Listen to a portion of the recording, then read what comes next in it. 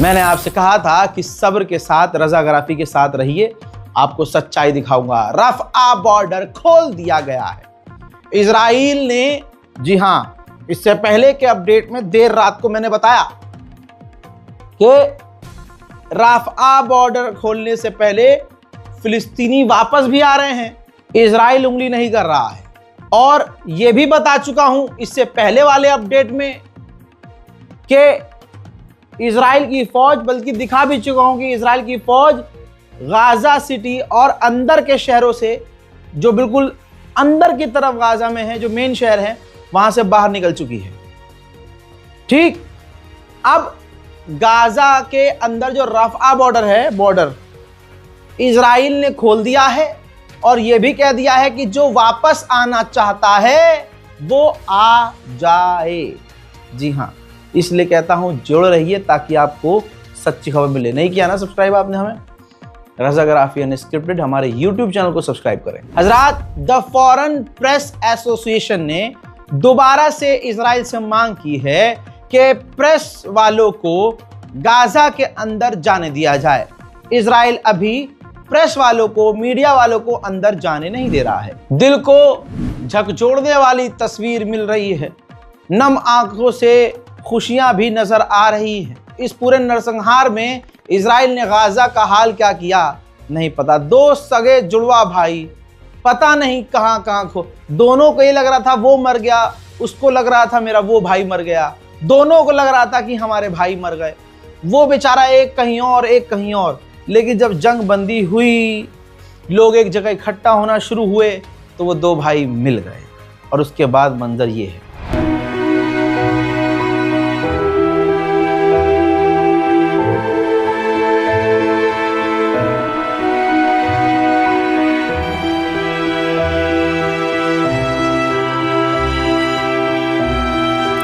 दोस्तों, यहां पर तुर्की का तीखा बयान आया है। रजब तैयब एर्दोगान ने कहा कि दोनों को, यानी गाजा और इजराइल दोनों को सीज फायर का पालन करना चाहिए। ये हम मेक श्योर करेंगे और हम खुद नजर रखेंगे। लेकिन इजराइल का नेचर है, वो सीज फायर तोड़ता है, वो जेनोसाइड दोबारा अगर करता है और दोबारा हमला करता है तो इजराइल को भारी कीमत इसकी चुकानी पड़ेगी। वहीं जो मैंने पिछले अपडेट में बताया था कि तुर्की पहली बार डायरेक्ट गाजा मदद भेजेगा, एर्दोगान ने क्लियर कर दिया है कि एड भेजने की, गाजा में मदद भेजने की तैयारी शुरू हो गई है। समुद्र के रास्ते, जहाज, शिप के जरिए हम गाजा मदद भेजेंगे।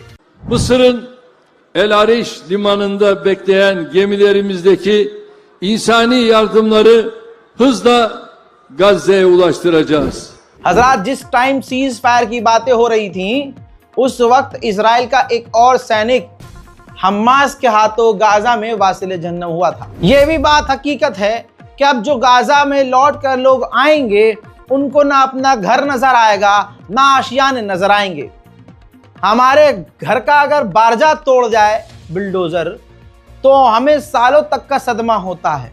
सोचिए, गाजा में तो जहां पूरी इमारत थी, अब वहां इमारत ही नहीं है, वहां मलबा तक गायब है। अब वहां यह भी नहीं पता कि कौन सी जमीन किसकी थी। तवज्जो है, कितनी बड़ी मुसीबत है गाजा के लोगों के लिए। वो भी इंसान है भाई, उनके जमीन के डॉक्यूमेंट नहीं, उनके जमीन के कागजात जल गए, उनका घर गायब हो गया, घर का नामो निशान नहीं है, चारों तरफ तबाही है। हाल क्या है उन इलाकों का, जिन इलाकों में अब गाजा के लोग लौटे हैं? दिल तोड़ने वाला है। देखिए,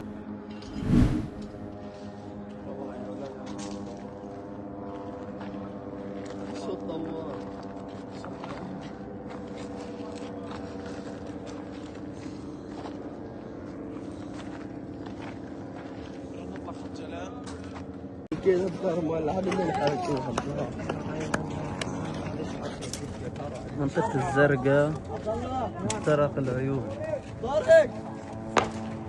شرق جباليا، شرق جباليا. لا لا لا الله بديش يزمنا لحد الحمد لله. الحمد لله رب العالمين.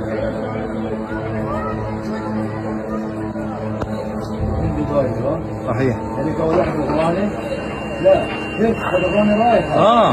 لم ينفجر في حي الصبر. بعد انسحاب الجيش ريبورت لم ينفجر في حي الصبر. شايفين؟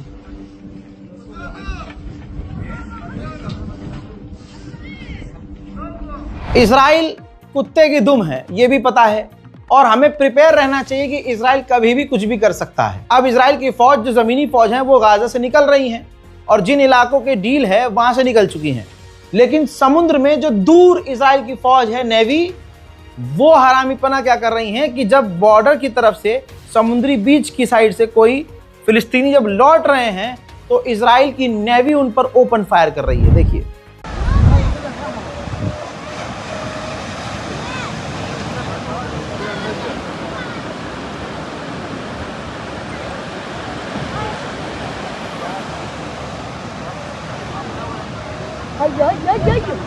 अल्लाह अकबर। मैंने आपसे कहा था कि ये जो इजराइल ने फिलिस्तीन में नरसंहार किया है, ये कम से कम आधे आंकड़े हैं। अब तो लाशें बरामद होंगी।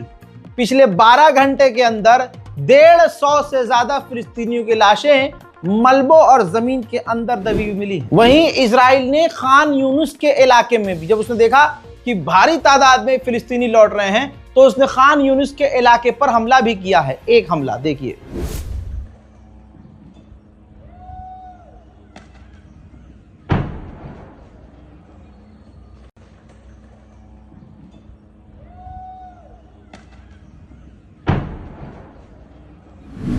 वहीं दोस्तों जो सिविल डिफेंस की फोर्सेस हैं गाजा के अंदर, कहा जा रहा है कि वो हमास के ही लोग हैं। तस्वीर देखिए, वो गाजा में तैनात होना शुरू हो गए हैं।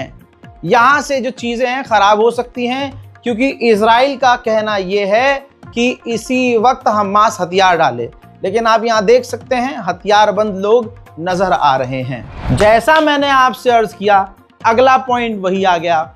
आईडीएफ के ऑफिशियल ने कहा है कि हम कभी भी बर्दाश्त नहीं करेंगे कि हमास दोबारा से हथियार बंद हो गाजा के अंदर।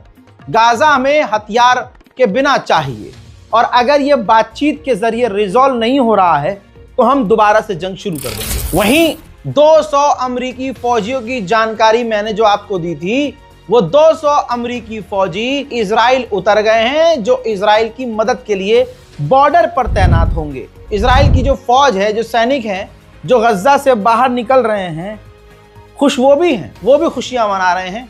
ये नेतन्याहू के मुंह पर तमाचा है कि कोई तुम्हारे लिए लड़ना नहीं चाहता था, सब मजबूर थे।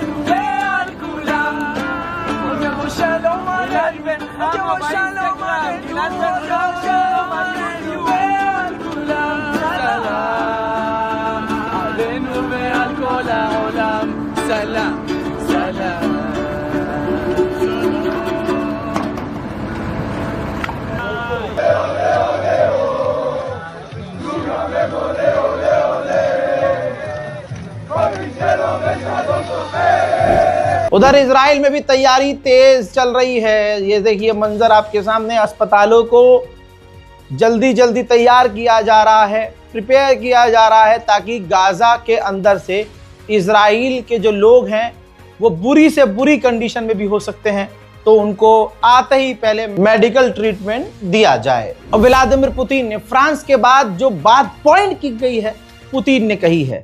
रूस के राष्ट्रपति व्लादिमीर पुतिन ने कहा कि गाजा की प्रॉब्लम को रिजॉल्व करने के लिए तो मैं भी तैयार हूं, लेकिन मेन इशू अभी बाकी है। मेन इशू है 2 स्टेट सॉल्यूशन। जब तक ये नहीं होगा उस इलाके में शांति नहीं आएगी। We have a very high level of trust with our Arab friends and with Palestine. And when I spoke at the Valdai Club meeting, I said that we support President Trump's initiatives in this regard. But one of the key issues here, one of the truly key issues is the creation of a Palestinian state. And it's certainly a forward-looking issue. am not familiar with all the details of the current proposals, but I know that Donald Trump को कितना भी गाली बक लीजिए, लेकिन लौंडे ने यहां काम बढ़िया किया है। इतना काम बढ़िया किया है कि हमास खुद तारीफ कर रहा है। ये देखिए, अमेरिकी चैनल पर हमास ने इंटरव्यू दिया है और हमास के लीडर ने कहा है कि पूरी दुनिया ने सब कुछ करके देख लिया, इजराइल ने किसी की नहीं सुनी। हम शुक्रगुजार हैं कि डोनाल्ड ट्रंप ने पर्सनली इंटरफेयर किया, अपना इंटरेस्ट खुद लिया और उन्होंने अपनी ताकत का इस्तेमाल किया, तब जाकर इजराइल ने नरसंहार बंद किया। चाहे जो भी हो, डोनाल्ड ट्रंप का हमें शुक्रिया अदा करना चाहिए। अब दोस्तों, यहां से हमास के लीडर ने टेढ़ी बात भी कर दी है। हमास के लीडर ने कहा कि किसी की इतनी औकात नहीं है कि हमसे कह दे कि हथियार डाल दो। हम हथियार नहीं डालेंगे और टोनी ब्लेयर जो अमेरिका का है उसका हम स्वागत नहीं करेंगे। उसका कोई रोल गाजा से नहीं है। हम हथियार नहीं डालेंगे। हम हथियार सिर्फ जो फिलिस्तीनियन बॉडी है, फिलिस्तीन अथॉरिटी है, हम उसके आगे हथियार डाल देंगे। हमारी फौज, हमारे लड़ाके फिलिस्तीन अथॉरिटी से जाके मिल जाएंगे और उनके साथ काम करेंगे। किसी का कोई राइट नहीं बनता कि वो हमसे कहे कि हथियार डाल दे। चीजें यहां से खराब हो सकती हैं। बात तो सही है, डोनाल्ड ट्रंप ने बहुत अच्छा काम किया है, क्योंकि खबर यह आ रही है कि हमास डील के लिए राजी ही नहीं था। हमास किसी भी तरह से, क्योंकि 20 पॉइंट बदल दिए गए थे, जैसा पाकिस्तान ने कंफर्म किया था कि ये हमारी वो बातें मांगे है ही नहीं जो हमने लिखवाई है। हमास मान नहीं रहा था, तो तब जाकर डोनाल्ड ट्रंप ने हमास से बात करके कहा कि मैं Donald Trump, president of United state of America, guarantee लेता हूं पर्सनली कि मैं इजराइल को दोबारा गज्जा पर हमला करने नहीं दूंगा। तब जाकर हमास राजी हुआ है। दोस्तों, ये तमाम वो की पॉइंट्स थे जो आपको कोई यूट्यूबर, कोई रील वाला नहीं बताएगा। इसलिए आपसे कह रहा हूं कि इस वीडियो को शेयर कीजिए। ये एक अपडेट पहले देर रात को दे चुका हूं, ये भी अपडेट मैं रात को ही दे रहा हूं, या आप दिन में देख रहे होंगे। जो रात को देख रहा है उसको मेरा सलाम कि आप इतने, मतलब जाहिर सी बात है आपको गाजा और फिलिस्तीन की फिक्र है, तभी आप रिफ्रेश कर रहे थे हमारा चैनल। बहुत बहुत शुक्रिया। दुआओं में याद रखिए। इंशाल्लाह फिर से आ रहा हूँ, भले ही आप सो रहे हो, जाग रहे हो, लेकिन मैं अपना काम करता रहूँगा और आपके सामने गाजा फिलिस्तीन के ताज़ा तरीन अपडेट देता रहूँगा। जय हिंद।